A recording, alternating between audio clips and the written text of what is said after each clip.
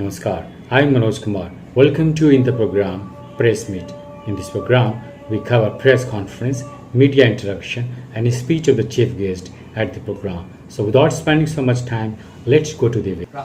तो अगर कोई डॉक्टर ने आपको इंसुलिन किसी बच्चे को इंसुलिन लिखा है तो मतलब वो लगाना है, उसके अलावा और कोई इलाज नहीं है। आज तक कोई साइंस में इस दुनिया में कहीं पे भी और कोई इलाज नहीं है। आपको ऐसे गलत सोच के कोई देशी डॉक्टर के पास गया, वो बोला कि मैं ठीक कर दूंगा, ऐसे करके नहीं जाना है। अगर आप लोगों ने इतना समझ लिया और अगर आप आपके घर के पास 10 लोगों को ये समझा पाएंगे तो बहुत बड़ी बात हो, क्योंकि बहुत लोगों का अभी हमारे ओपीडी में जो टाइप 1 डायबिटीज की बच्चा आता है, उनको वो ऐसे गलत इलाज पे चले जाते हैं इधर उधर। कुछ साल बाद कोई अंधे हो जाता है, किसी का किडनी खराब हो जाता है, किसी को डायलिसिस में जाना पड़ता है।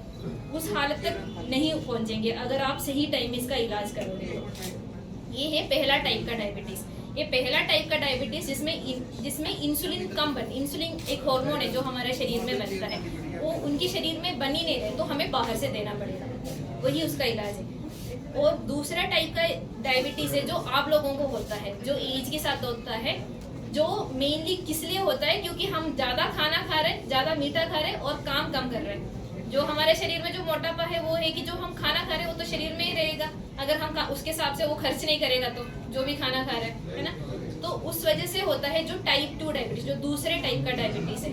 तो उसमें क्या है, बहुत सारे दवाई है जो गोलियां है जिससे वो ठीक है, मतलब उससे जिससे वो मैनेज हो सकता है, मतलब जिससे आपका शुगर ठीक रह सकता है। लेकिन अगर आपको एक बार हो गया दूसरे टाइप का डायबिटीज, आपकी मोटापे की वजह से या आप जो भी काम नहीं कर रहे, जो आराम से बैठे जा रहे हैं, उस वजह से अगर आपको दूसरे टाइप का डायबिटीज हो गया, ऐसे सोचना है कि आपको जिंदगी भर के लिए वो बीमारी रहेगा।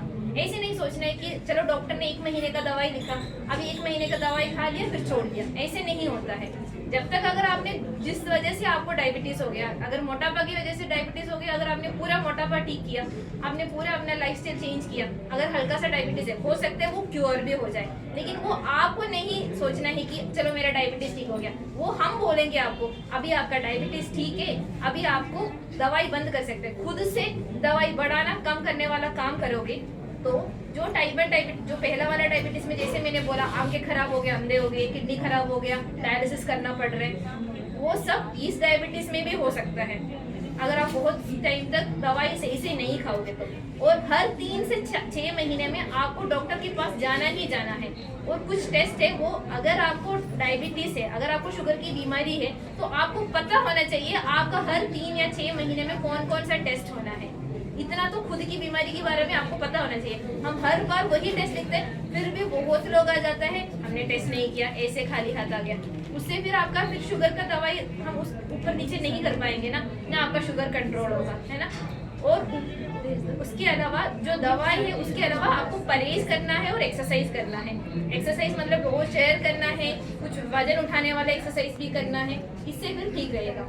जो तीसरे टाइप का डायबिटीज, अब ये जो दूसरी टाइप का डायबिटीज है उनमें भी कुछ लोगों को हम इंसुलिन लिख लेते हैं। ऐसे नहीं कि हमें अच्छा लगता है कि सबको इंसुलिन लगाना, आपको टीका लगाने में हमें क्या मतलब, हमें ऐसे नहीं है कि हमें खुशी मिलती है कि आपको टीका लगने से।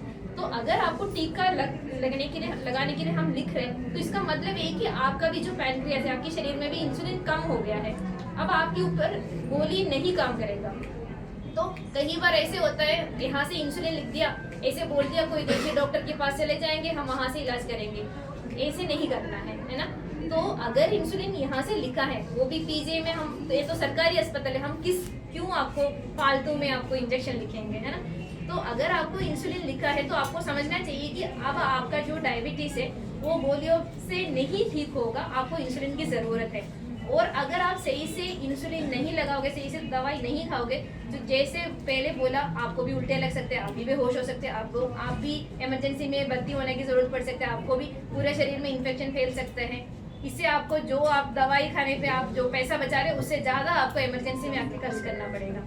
जो तीसरी टाइप का डायबिटीज है, जैसे सर ने बोला शराब पीने से जिनको डायबिटीज होता है, उनका पैनक्रियास खराब हो जाता है, उनमें भी फिर इंसुलिन का जरूरत पड़ेगा, है ना। ये है 3 टाइप का डायबिटीज। ये सारा डायबिटीज में ये है कि अगर आपका वजन कम, अगर आपको बहुत मीठा खाने का मन कर रहा है तब भी जाके आपको एक बार अपना शुगर चेक करना चाहिए। बहुत मीठा खाने का मन कर रहा है आपको बहुत खाना खाने का मन कर रहा है, बहुत भूख लग रहा है, बहुत पानी पीना पड़ रहा है, बहुत पेशाब आ रहा है, तब भी आपको एक बार शुगर का चेक करना चाहिए। और वैसे 40 साल के बाद सबको एक बार शुगर चेक कर लेना चाहिए बीच बीच में, साल में एक बार या हर 2-3 साल में एक बार शुगर का टेस्ट सबको करना चाहिए। इसके बारे में डॉक्टर लिंटा ने बहुत अच्छी तरह से बताया कैसे कितना इसका टाइम होता है, कैसे डायग्नोसिस करना होता है, कैसे इसको सिम्टम आने से पहले स्क्रीनिंग करके हम डिटेक्ट कर सकते हैं। कारण हो सकते हैं डायबिटीज़ के, लेकिन जो एक मीठा खाना एक ऐसा चीज़ जो आप अपने आप को उससे कम करके उससे बच सकते हैं। ठीक है, ऐसे तो डायबिटीज़ परिवार में चलती है, तो परिवार में जिनके फैमिली में होता है उनको रिस्क थोड़ा ज़्यादा होता है, लेकिन वो रिस्क तो आप नहीं कम कर सकते, क्योंकि पिताजी माताजी को तो अपन बदल नहीं सकते हैं, तो वो जो है तो वो तो रहेगा। लेकिन जो काम आप कर सकते हैं वो करके, जैसे अच्छा एक्सरसाइज करके, खाना पीना कंट्रोल करके आप उससे डिले कर सकते हैं, उससे बच सकते हैं। उनमें अगर ग्लूकोज की मात्रा 70 से कम है तो हम उसको हाइपोग्लाइसेमिक बोलते हैं, और ये अगर 70 से कम होता है तो इसके प्रारंभिक दर्द के जो लक्षण होते हैं अब उसमें होता है एक घबराहट सा होना, बेचैनी होना, भूख लगना, पसीना आना, धड़कन तेज होना और मुंह के आसपास थोड़ा झुंझुनी सी महसूस होना। ये प्रारंभिक चरण में होता है। अगर उसी वक्त हमने कुछ खा लिया, हमारा शुगर थोड़ा बढ़ा लिया तो ये सिम्टम्स ठीक हो जाएगा।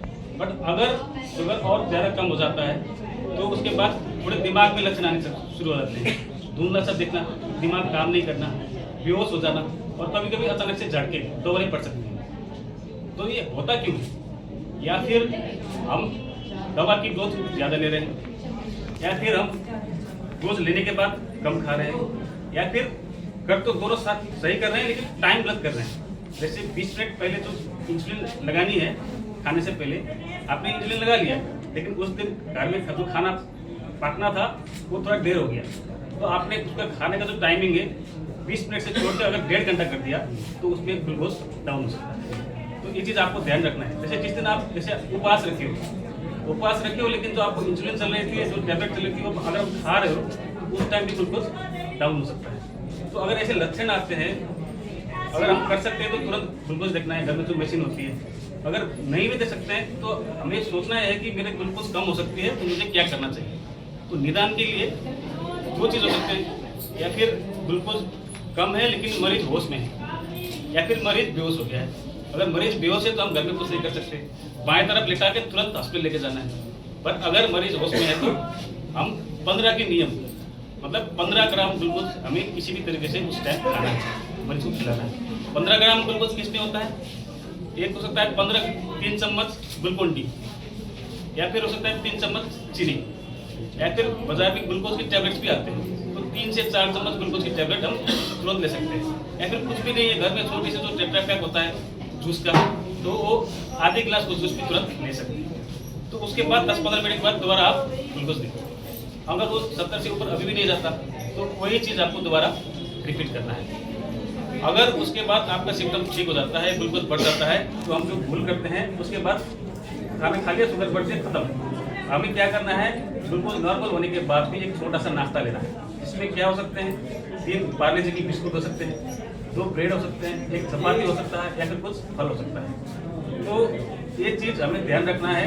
शुगर ज़्यादा होने से लॉन्ग टर्म खतरे हैं, शुगर कम होने से तुरंत जान को भी खतरा हो सकता है। तो ये इन्फॉर्मेशन खुद को भी पता होना चाहिए, मरीज को भी पता होना चाहिए, और मरीज में तो मरीज के साथ वाले जो अटेंडेंट है उनको भी और ज़्यादा पता होना चाहिए, ताकि वो उस टाइम ट्रेवल कर सके।